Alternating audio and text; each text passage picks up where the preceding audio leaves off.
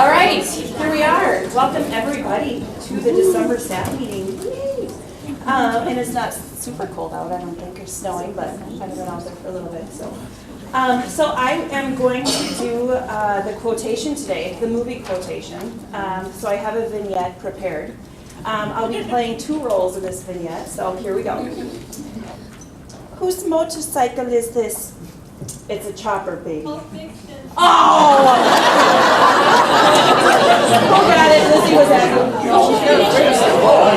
All right, Claudia. Finish it? Yeah. Okay, for bonus, what year did Pulp Fiction come out? 94. Wow! You guys are good. Who is that, Nick? Wow.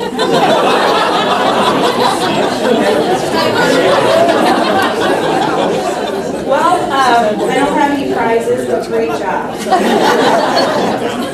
All right, so we'll get started here, and we'll look at our new employees first. So we have our home care nurses, and I think we have more home care nurses here than usual, so that's great. So if you're here, just raise your hand if you're a home care nurse. Yay. So our newest, I have a clicker here, I'm waiting for it to change. Our newest nurses.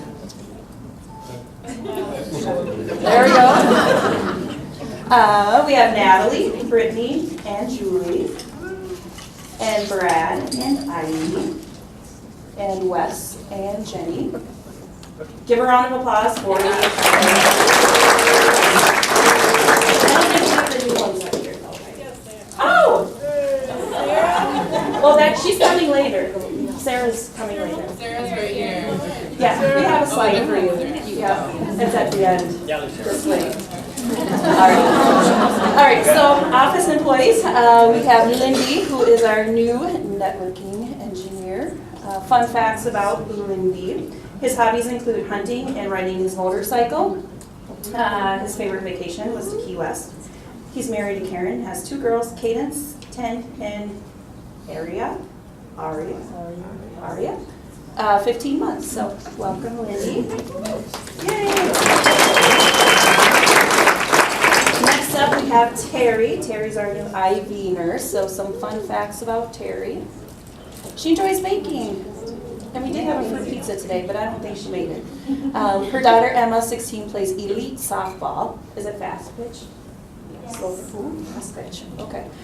They travel all over the U.S., and her dream is to go to Paris one day.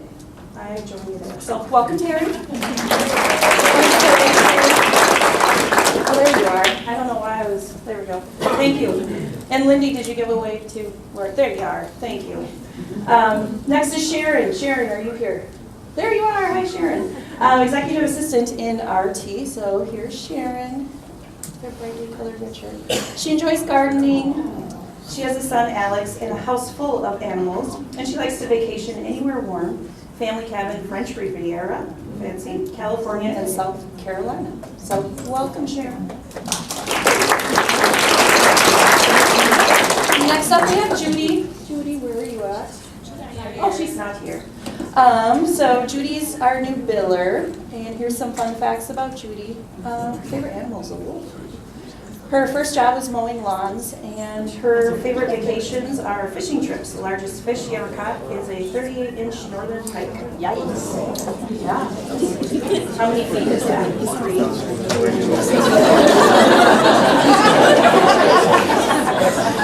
Fun fact. All right, so Sarah, here you are. Yay, give a wave. Our home care nurse, Sarah. Her clinical experience includes time in Rwanda. Maya Angelou was her professor. Where was that at? Wake Forest. Wake Forest. Wow, North Carolina. How awesome would that be? And her hobby is painting, so you'll have to come to paint night. She painted. Did you paint that? Yep. Oh my goodness. Wow. Super. All right, well, Sarah.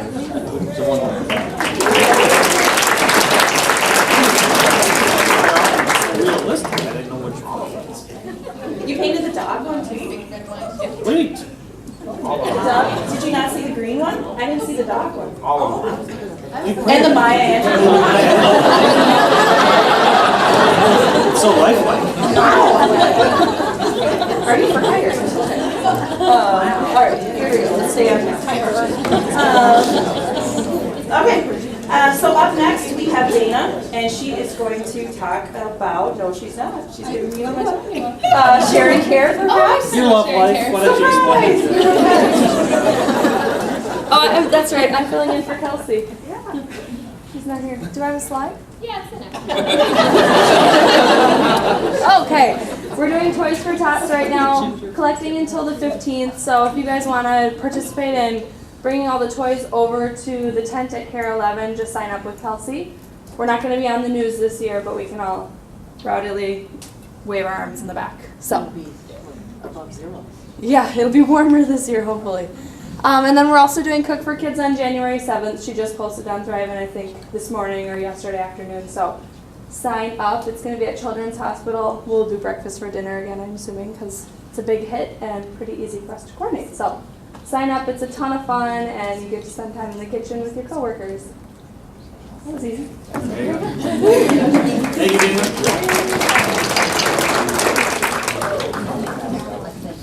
So somewhere here, Josh, Sweet Pickle. Nope. Amy, another Amy, substitute. no Josh today. There we go.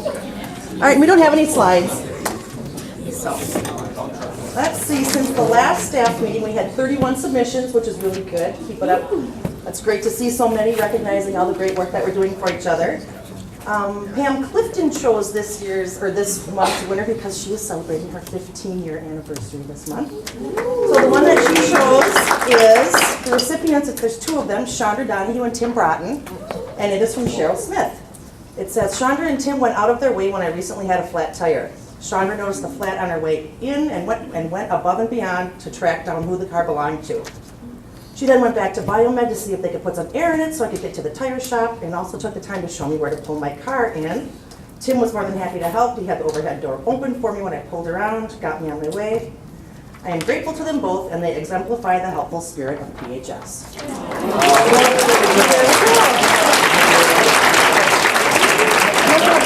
One trophy, so they're going to have to share it this month.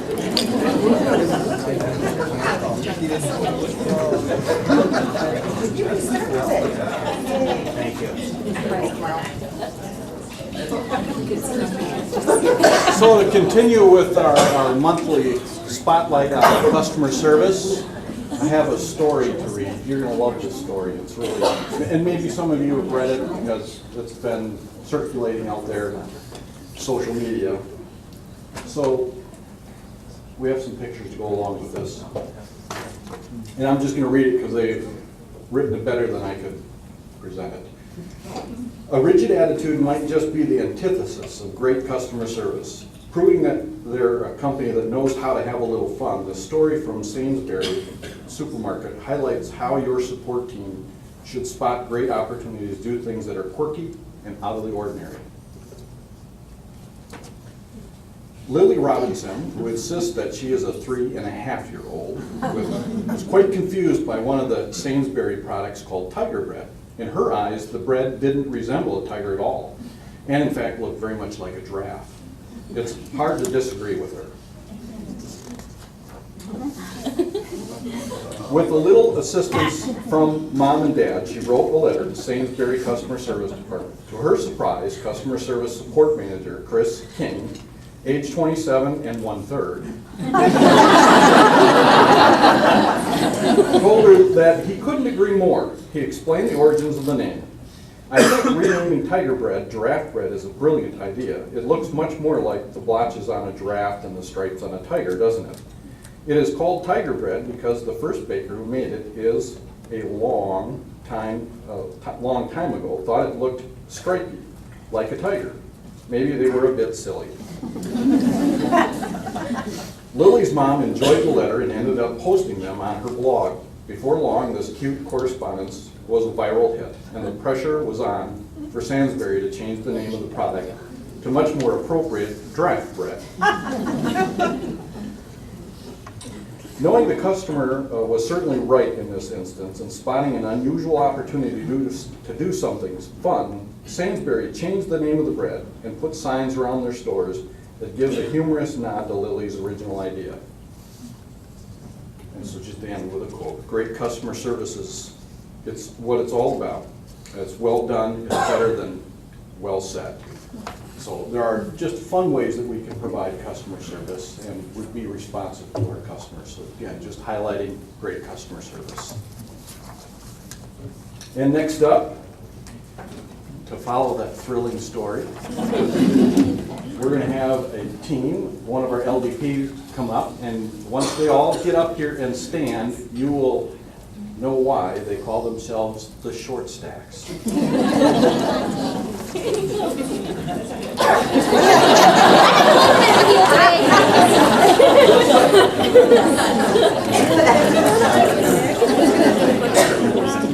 Steve, you click this. Yep. We don't want to. Yeah, in honor of that, I'm gonna lower this a little bit. Yes. Good call. Okay. All right, well, yeah, so like he said, I was gonna say my dad, but said, we are short stacked, we're an LDP group, so we are presenting emergency preparedness this month because we have a really big passion for emergency preparedness. As you should. Like everyone here. So kind of what we're gonna go through, we're gonna go through the drill from last year, kind of what happened and what were the outcomes for that, as well as go through both the home and office policies, so, and I won't be the only one talking. All right, so PHS has 4 phases for emergency preparedness, so I just found some general definitions for these words, because I'll be honest, I didn't really know what mitigation was off the top of my head. So, for those of you who are like me, mitigation is the act of like lessening the intensity of an event or the severity or consequence. So making it milder, gentler, less severe. So that's definitely, obviously, one thing that we definitely want to do as an outcome to an emergency. So through the next couple of phases, preparedness is obviously the state of being ready, or the state of readiness.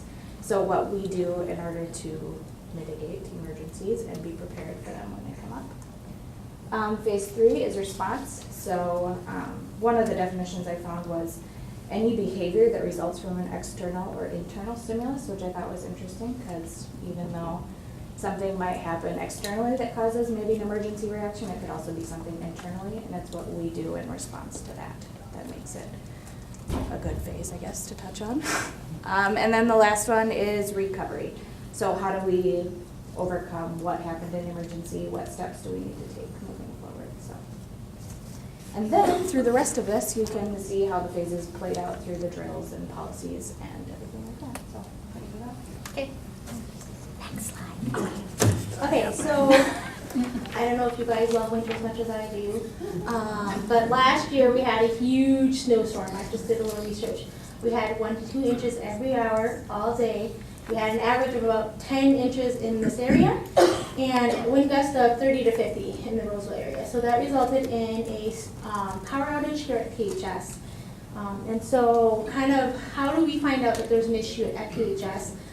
With the power outage, our generators are attached to sensors, and they send an email out to Rick, Steve, and Trevor when the generator kicks in, letting them know, hey, your generator's working, something's going on.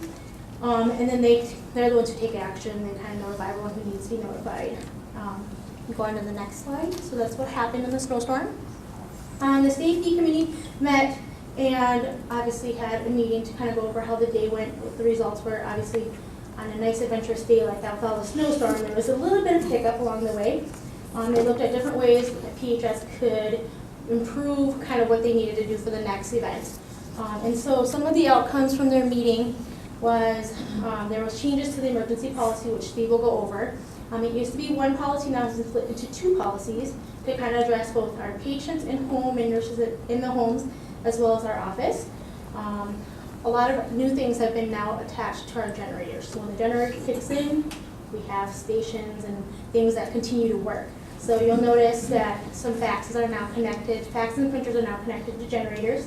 You'll notice in some areas there are new stickers, they're red. And they say GEN backup, and it indicates that that station is backed up to our generator, so it kicks in and it'll work. Marcy has now been identified as kind of like the control center.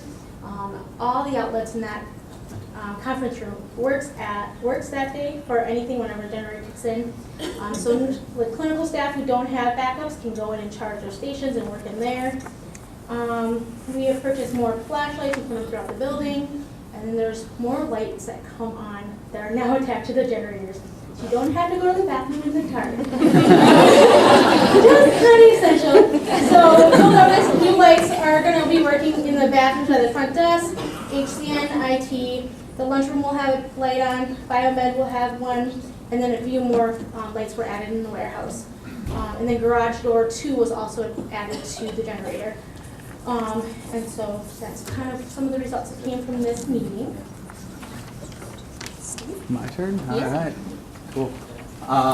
So like Shao was saying, our policies changed just a little bit last time when we did this meeting. There was just one big policy that kind of encompassed both in office and the home care setting. So since then, we've split the policies into 2. So now we just have one for the office and we have a separate one. Both listed in M files, but that second one is for just the home care aspect of things. So we're going to run through and just talk a little bit in general on how PHS does all 4 of those steps in terms of mitigation, preparedness, response, and recovery. So let's see. All right, so first one. Yeah, right? I think this got a little bit, where is mitigation? There it is, all right. So first one, mitigation in the office. There's a couple things that we do. First of all, like this in the big meeting here, we review the emergency plan so everybody knows what to do in the case of an emergency. So that's kind of the first step. And then we do the annual tests, especially like the fire and tornado drills that we do on an annual basis. So in terms of the patient homes then, we also do things like all the clinicians set up the emergency action plans. That way the families and nurses, respiratory therapists, everybody in the home knows exactly what to do in that home when an emergency occurs. And then PHS provides a 1-800 number for patients outside the local calling area, so they don't have to do long distance calling if something goes wrong. And then, like you've all seen on all of our equipment, we list the 1-800 number for PHS, just so everybody knows the number to call if something goes wrong. So, then for our preparedness, I thought some of these were interesting. I didn't know these before, but for preparedness in the office, managers maintain copies of employee and resource phone lists. The managers are required to have cell phone and landline phones, so they always have a way to reach out to people on things like the calling list, which we'll get into. The receptionist tests the transistor radio every 3 months, and then the emergency preparedness documents are also located in the manager on call folder, which I think people carry with them all the time. So I do see some managers that are kind of looking questioning this, so maybe we should review. I don't know. Anyway, what's that? Okay, sounds good. So let's see, and then in the patient homes, clinicians also do a home environment assessment. And then clinicians also review the emergency action plan, or they should, during every visit. So in terms of the response factor then, the most senior manager, when something does go wrong, the most senior manager is contacted, and they go through a whole phase of what to do next. They initiate the manager calling tree. The emergency assessment is done in prioritization of patients. Needs are assigned by the emergency response team. Also, an emergency response team is actually formed. So then we kind of delegate who gets equipment first. Obviously, our super acute kids are going to get things first, rather than maybe somebody that has just like a food pump with a backup gravity feeding bag and that sort of thing. So did I skip ahead? No. Okay. Sorry. And the emergency response team may initiate staff calling tree, and the employee must wear badges too when an emergency actually happens. So we're supposed to wear them all the time too, but especially in that emergency, make sure that you find your bed and actually put it on. Great example. Yeah, right?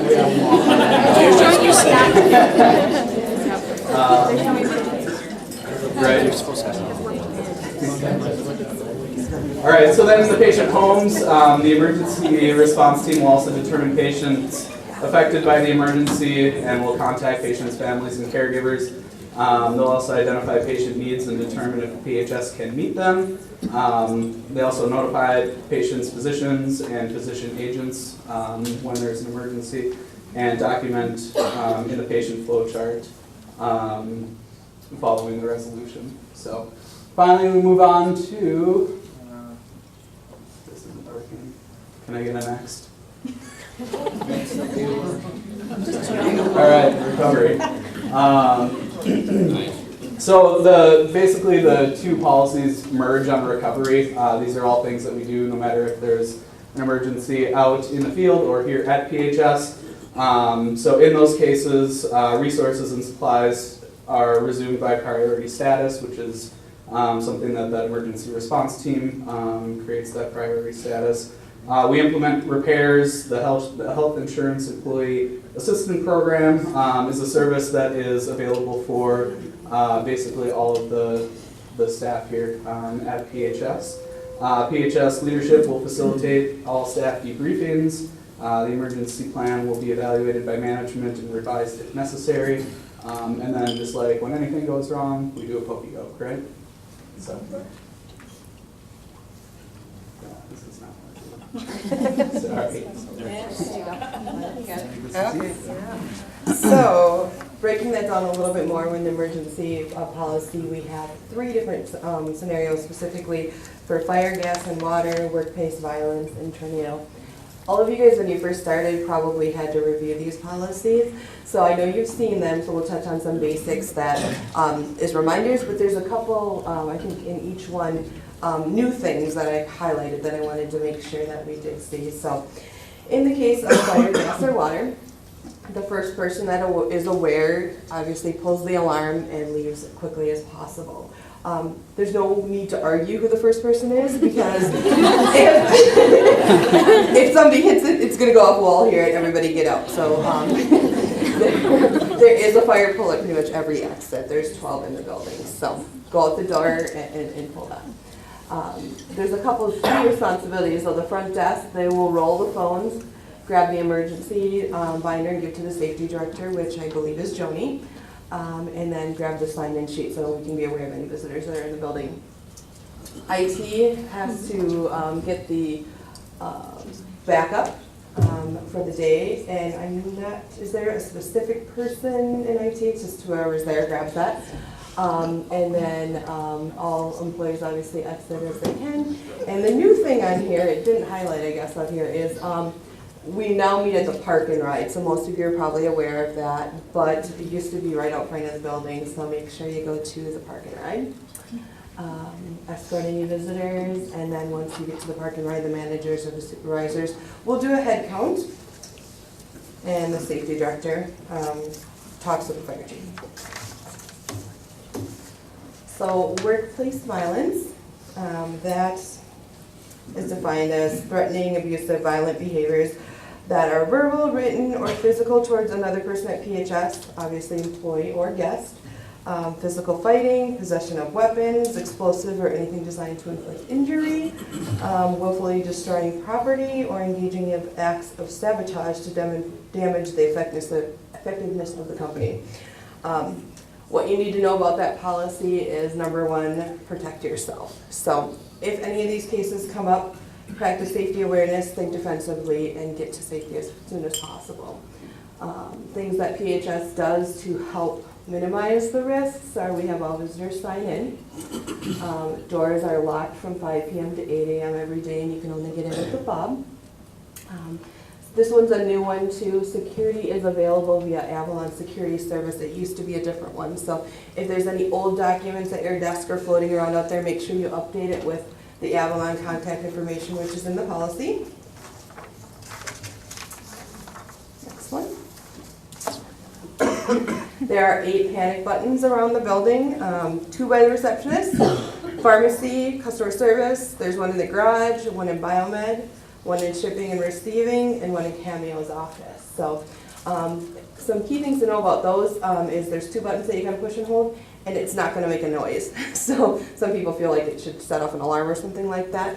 It does alert authorities about that, but you just have to push it. There's not going to be any response on that. We've talked about and had different, oops, Sorry. I thought you said next slide. no, I'm sorry. We've had presentations before from law enforcement that talk about the run, hide, and fight. Do what you can to be safe and get out as soon as you can. If it's safe, we want you to overhead page the situation details, and this is another key change. It used to be Dr. Black. We want to be as specific as you can. So, shooter at the front desk. What that person's wearing. Angry person in our team.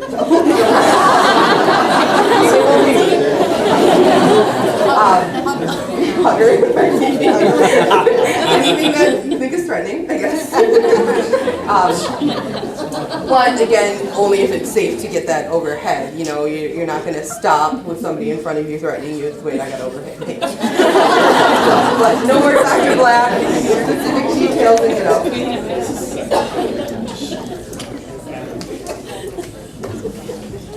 Okay, and then the last one is the tornado. The front desk, and if there's severe weather, they're going to be in charge of listening to the radio and making sure that they're seeing if there's tornado watches, and when it turns to a warning. When it does turn to a warning, then we all have to go to the tornado shelter, which is comprised of the 3 big conference rooms in the middle of the building. So Marcy, Peppermint Patty, and Pigpen. All departments have their specific one they have to go to, and I think you're going to talk about the, okay, she's got a cool little key to show you that at the end. The front desk, their responsibilities are going to be similar. They're going to roll the phones, grab the sign-in sheet, and then give the emergency preparedness binder to the safety directors. And then again, managers and supervisors take a head count and then see if anybody's out in the field, contact those people so you can have everybody ready to go. All right, Dory, I'm just talking one more time. So just overall, safety committee is comprised of these 6 core people. We do have people from other departments that rotate in and out, but if you guys have any questions and have no idea who the other people are, go to one of these people. Joni's not here, but Jenny's covering for her right now. She'll be back. So any questions, go to one of those people. They'll have the answer for you. Not us. We're just experts for this presentation. We'll be letting help you. And then before we do questions, kind of what Carrie referenced is we kind of came up with, you guys, this is really small, so you'll get one in your mailbox towards the end of next week. It's a little tool, it's like a pinwheel, so it's color coordinated to your department. You'll spin it until you find the color. It'll tell you what conference room you're in for tornado shelter. And then the back has just brief instructions for fire, gas, water, and workplace violence. So you can keep it at your desk or in your wallet with you all the time. Whichever way you want to do is totally fine. Or put it on your, your name there. But does anyone have any questions that you could answer?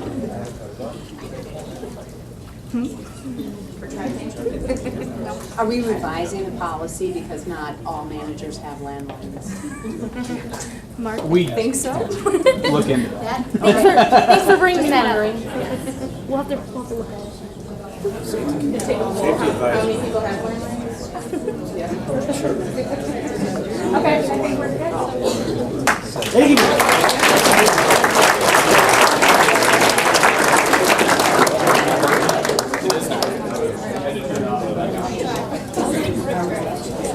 Well, who knew that they could make that a comedy movie? Emergency preparedness funny. That's good.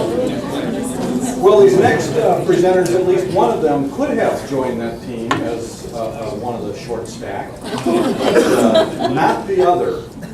And actually, Bruce and Mike are going to come up and talk about electrical safety. Mike, he gave me permission to share that he actually can speak from personal experience about this because some of you have wondered how he lost his hair. That's because he electric shock. I want to be like you. I've already done LDP, so it would have been mine.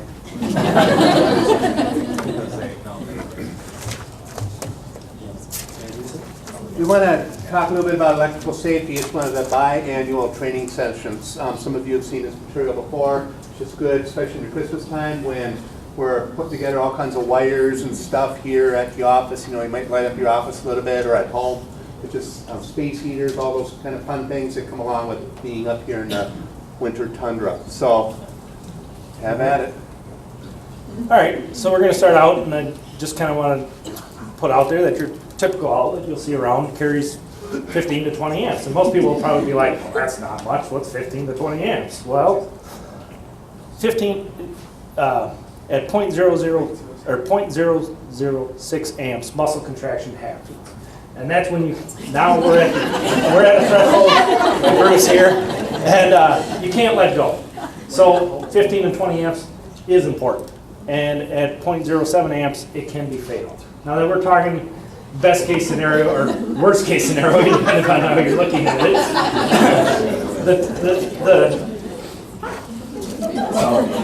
the hand-to-hand is the worst case scenario because you're going directly across the heart, and that's what we're trying to avoid. So it's bad to grab one wire with this hand and one wire with this hand because it goes through that way. And then... Well, it's not even wire to wire. It could be the wire and something that's grounded. So. Good point.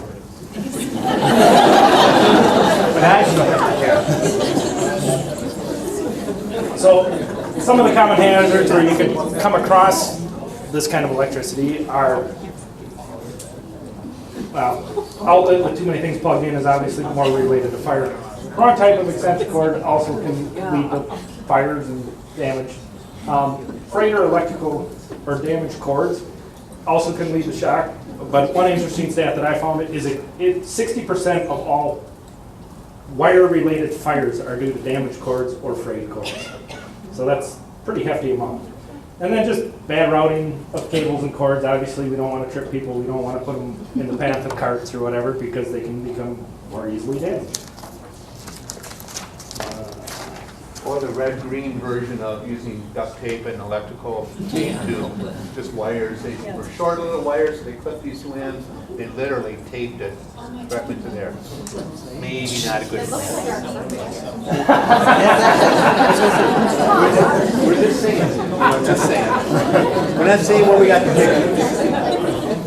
So obviously, kind of what we were talking about too is electrical overload this time of year, Christmas lights like Bruce was alluding to. But the other thing related to that is kind of back to the right type of extension cord. You want to make sure that the extension cord that you're using is for the proper amperage of what you're plugging into.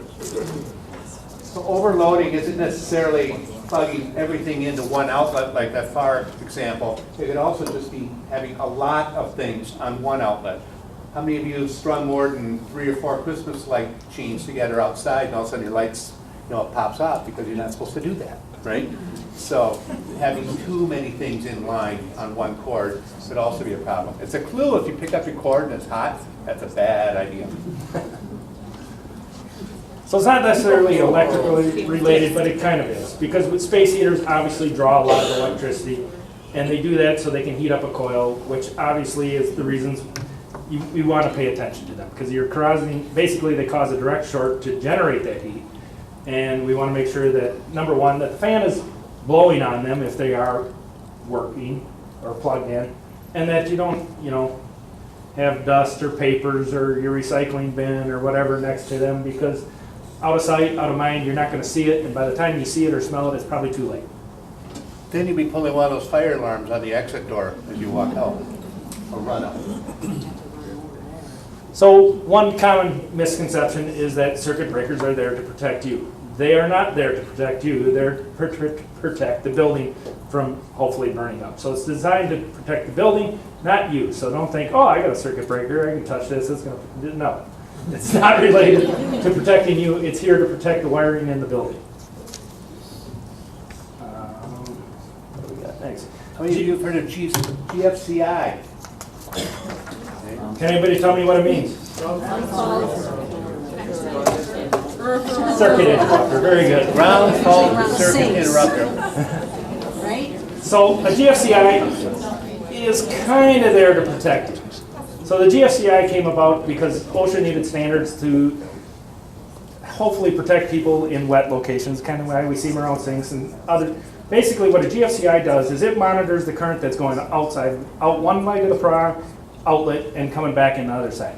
And it's saying that if what's going out and what's coming back aren't the same, I'm gonna trip. So it does protect you from the one scenario where you're touching something grounded and you're touching the wire. But if you're touching hand to hand, it's going to go right through you and right back through. So it doesn't protect completely. So I don't want people to have a false sense that a GFCI is there to protect you. It's there to protect anything that would be going to, if there was a short or a potential hazard that was going to ground, it will trip the breaker. But not if you're in line, it's not going to protect you. So Gotta have some graphics. back to that and kind of going what it's going to go through the path of least resistance. So here in Minnesota, we know wintertime it tends to be dry. Dry skin is a good barrier. It has about 100,000 ohms is the resistance hand to hand of dry skin. But as soon as we start sweating or we got wet or anything else, we can break that down to about 1,000 ohms. So now we become a better path of resistance. So that's back to that wet location and all that. Why it's so important. The other thing, and more clinical that I just want to, but when we attach things to patients, we're breaking that barrier. When we put an IV line in, we're breaking that barrier. When we're hooking up to a trach, we're breaking that barrier. When we're attaching electrodes, we're breaking that barrier. So just remember that's important. When we're purposely breaking those barriers, that's what we're doing. So what to do? So what to do if you see somebody experience an electrical shock? Don't touch them. You're just going to become part of the circuit and you don't want to do that. Now you're not going to be able to do anything to help them. So there's two things you can do. You can try to throw something at them, take a chair or whatever, throw it at them, try to knock it off. Believe it or not, that's all. Something of a little more like that. The other option that's not up here is you could run and jump and try to tackle them away from what is electrocuting them. Not the best option. Throw something at them. So, your other thing is, before you try anything, either get help or dial 911. And then, what's that? Okay. Oh, sorry. And then, if possible, find the source and turn the source off. But it's not that easy to turn the source off. Oh, there's there. Okay. So basically, don't touch them.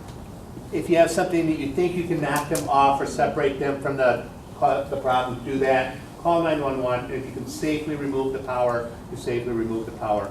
A lot of people say, oh, I'll just turn the circuit breaker. I challenge anybody who knows where the circuit breaker is for this room. Not a clue. Okay? And they're probably thinking, put it in there. You know, folks, this isn't just for the office, though, it's for your home. Think about when you're up the lake and somebody's putting in the dock and they're doing stuff. This is where people really have problems, is when they're at home or trying to rewire the garage or putting up Christmas lights or fun stuff like that. That's where people get hurt. So, electrical safety habits, or bad habits, I should definitely say here. Don't leave cords jumbled together. If you do need to unplug that source in a hurry, you got to know where it is. So keep your cords organized and be able to identify them, unlike that wonderful first picture there. Second thing is, don't unplug cords by pulling on the cord. Go up and pull at the receptacle. Don't pull. The main reason for that is we don't want to break down those cords. Breaking down those cords, we talked about before, leads to fires, and yanking on them from a distance is the number one thing that breaks them down. It not only breaks down the cords, but it also puts wear and tear on the outlet itself. So then we have a breakdown of the cord or the cable that we can't see. Thus we increase the potential for danger that we don't get to see. And then That's what it should look like. good habits. Keep your electrical cords neat and clean. Pull on the plug to prevent from fraying. Inspect cords regularly. You know, when you're under your desk or you got something new you're plugging in, maybe take a few seconds to check out what's going on under there. You never know what you might find, you know? And then, obviously, proper placement of appliances in accordance so we're not causing those tripping hazards and or fire hazards. Who can I report a hazard to? Number one would be facilities, so anyone on the facility staff should be able to take care of that for you. Your manager or supervisor, also the safety committee members. And this is what happens. Not losing hair. This is what happens when you miss electrical safety. There's one thing, there'll be a little quiz on this sometime within, I don't know when HR will get this on, but there'll be a PHSU quiz. It'll be a mandatory quiz that people have to follow up on. Very simple quiz, just like PHSU. Okay, very good. Thank you.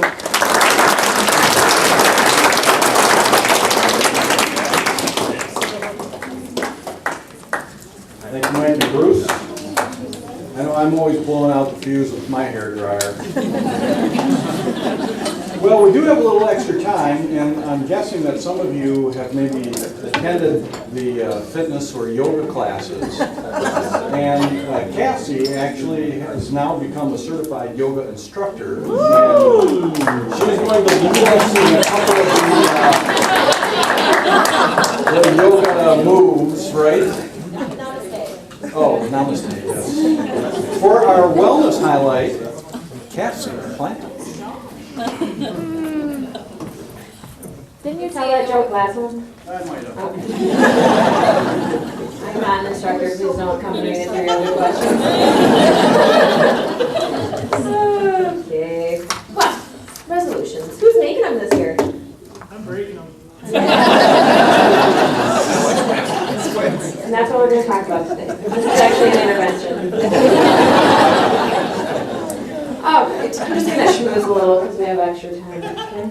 No, I'm kidding. I won't. I'm not going to waste your time. Okay, so resolutions. Many people make them during the new year, and here are the top 10. So pretty common what you think of: losing weight, getting organized, spending less, saving more, enjoying life to the fullest. That's kind of vague, but cool. Good for you.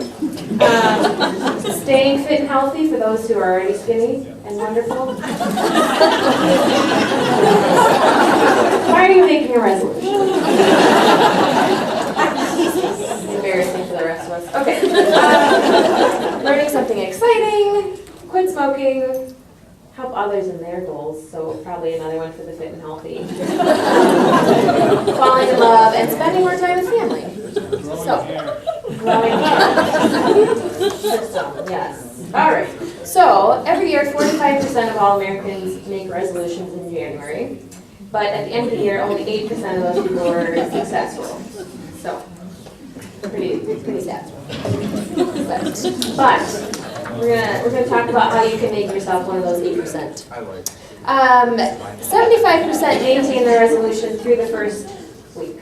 So 25% didn't even start.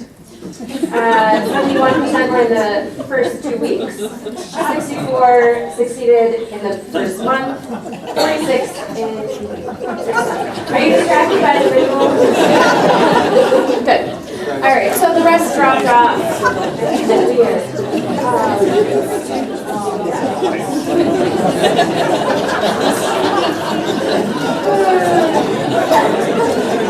Okay, bring it back. All right. However, the good news is if you do make a resolution, you're actually 10 times more likely to change your life than the people who don't. So, the odds of you changing your life are even less than 8% if you don't make a resolution. Yeah, okay. But you don't have to be great to start. You just have to start to be great. So here's what the experts say.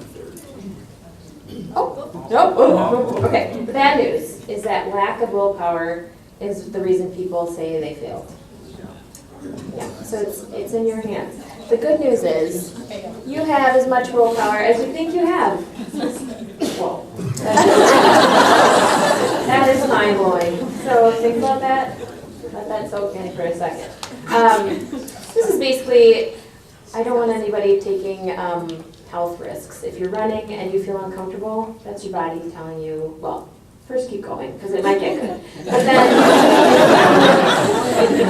are feeling like you're in danger, then you should stop. That's not willpower, that's your body saying stop. So, if you're feeling dizzy because you're too hungry, you should stop. So, eat more then. So, willpower and safety are different things. So, let's talk about keys to success. So here's what the experts say are helpful. You can make a specific to-do list. So if you have, instead of saying, I want to lose weight, make a goal. Make a specific to-do list. So this month I want to lose 3 pounds. Next month I want to lose 3 pounds. So specific things, a specific to-do list. So I'm going to go to the gym on Tuesdays and Thursdays. Not just, I'm going to go to the gym vaguely. Vision boards. For those of you who don't know what those are, in high school that would have been like a collage. In 2014, that's called Pinterest. Put all your visions on there. Or diaries. You can also do that. Kind of chart your progress through that. Also, sharing your goal. You can share with a friend, with a support group like Weight Watchers or AA, or on social media. That's the cool thing. Although if your goal is not to do social media, you probably shouldn't share that. Just a thought. Just use your best judgment on that. Make attainable goals. So make a goal you can't fail at. Like if you would like to walk more, say, today I'm going to walk to the end of my driveway. You can't fail. You're going to feel pretty good when you get to the end, and you might want to keep going. So, then you might walk a block, and you've succeeded for that week. Good for you. Then next week, your goal is to walk around the block, but you've already done that. You've already reached that goal. So you can walk 2 blocks. See? You just keep going. You keep getting better. And you can reset your goal as you go. So you don't have to stick with just the driveway. You can keep going. You can set a timer if you want to read. So I'm going to read for 5 minutes today. I'm going to read 1 sentence, whatever it is. You can do it if you don't let yourself fail. So, and then you don't have to wait till next year to try again. The failure is part of the goal. So there's going to be times when you fail in a week, in a day, in a month, whatever it is. Just pick up and try again. Start the next day, or start the next week if you just need a week off. So you don't have to let yourself fail completely. You don't have to start over in a year. You can do it. Jillian Michaels, my personal hero, she says, old habits die hard, but they do die if you work at it. So they're not going to die alone, but you can kill them. Good luck, everybody.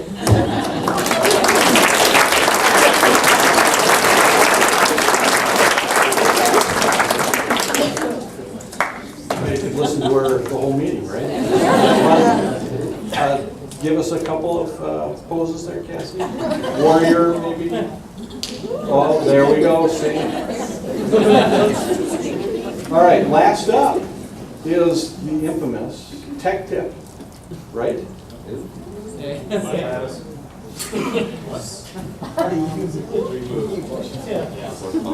So, my there's a lot of you guys out there that are just missing, messed up.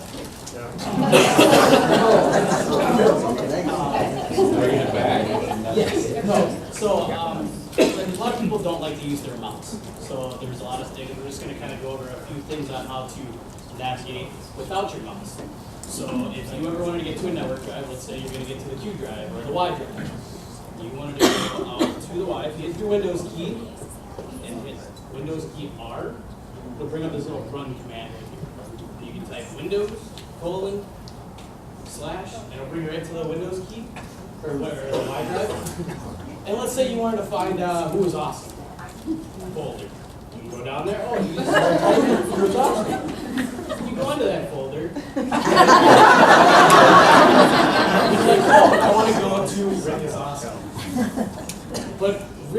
really wants to go to that. So, the backspace key, that'll bring you back to the previous folder you're in.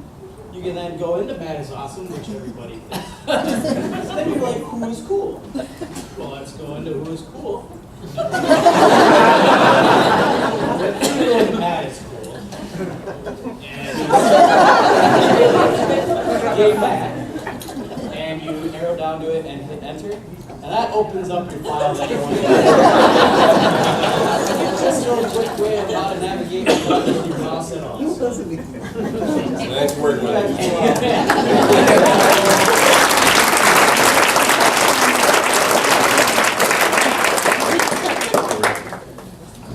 Thank you, Matt, for yet more comic related. What other companies do you know that have staff meetings like this? Right? And bonus, we're actually done 15 minutes early.